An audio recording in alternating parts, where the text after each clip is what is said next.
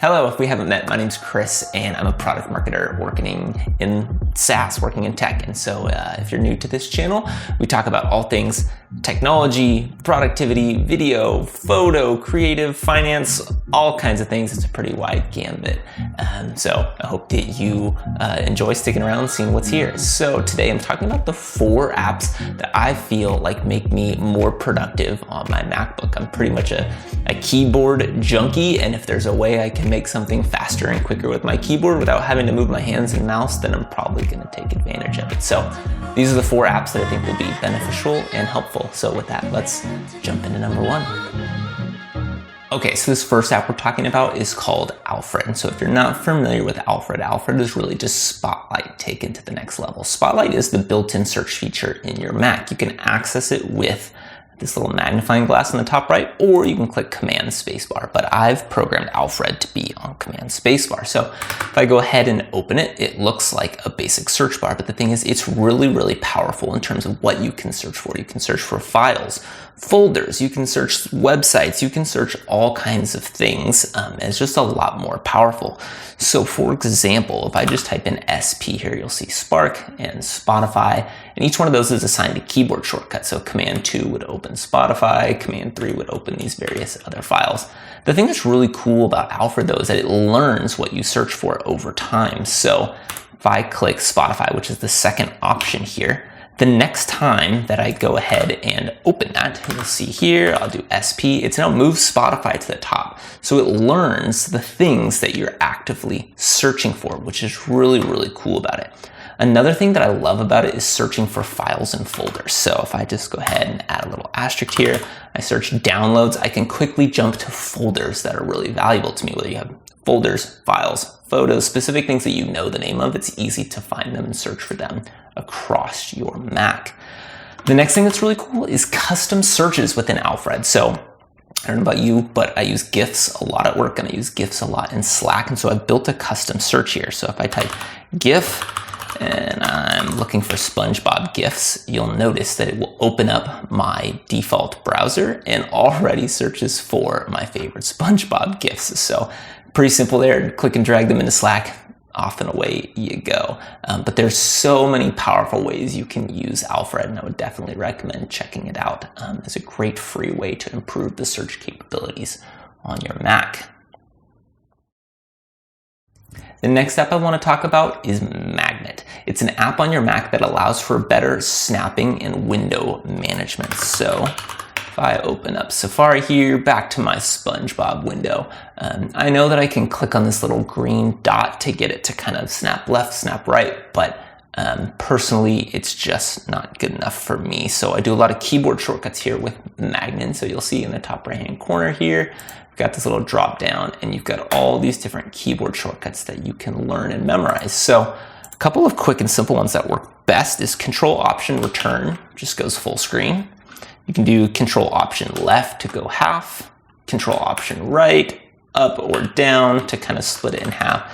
It's really easy to go make a new tab, split the screen in half, or maybe I want them to be top and bottom. You can see how quickly it is, how quick and easy it is to just maneuver things to be exactly how you want them. You can even do different quadrants. So you could do like this right there. All kinds of really unique ways in which you can lay things out. So this is with Magnet. I believe it is a paid app, but there's also a great alternative called Rectangle, which does the exact same thing. Really quick and simple way to snap windows in macOS. The next app I want to talk about is CopyClip, and CopyClip is an app that probably solves a problem you didn't even know that you had. How many times are you copy and pasting a bunch of different documents and things, or copy and pasting text from various documents from one place to the next and one place to the next, and you realize you've copied so many things to the clipboard that you've kind of lost track? Well, the nice thing here is when you click on CopyClip, you've got all of the things that you've previously copied. So I've got text here, I've got text here, all these different text options that I've copied in the past. They're easily copyable with these keyboard shortcuts over here, and you can change them too. You can change how many you want to see here. If you click into Preferences and you go to General, you can see how many it remembers, how many it displays. It's super simple. It lives in the menu bar, and it's just really nice and easy to be able to copy and paste multiple things really, really quickly. Okay, so this last app I'm going to talk about has completely changed the way I use my MacBook for work. And as a product marketing manager, I take screenshots. I probably take 100 plus screenshots every single day. And when I take screenshots, I need to annotate them and add text and blur out personal information and add step-by-step guides. Like you name it, I'm taking screenshots and sending them to various team members. And so this app called CleanShotX is the best $29 I have ever spent. So let me show you why it is so valuable. I'll just give you a little sneak peek at why it's so good. So here I am on Twitter or X, whatever you want to call it. Who knows what Elon's going to call it tomorrow. So I'm just going to go and do Shift-Command-4 to take a screenshot here. And I really like this tweet or post. And I really want to share it. So I've taken my screenshot. CleanShot puts it down here in the bottom of your screen. So let's go and edit it. So there's a couple things that's really, really valuable for me. First, step-by-step guides. So let's pretend that I need to number these photos in a different order. And I actually want them to follow our specific brand colors as well. So let me go and find here where I can do a hex code. So we're gonna go,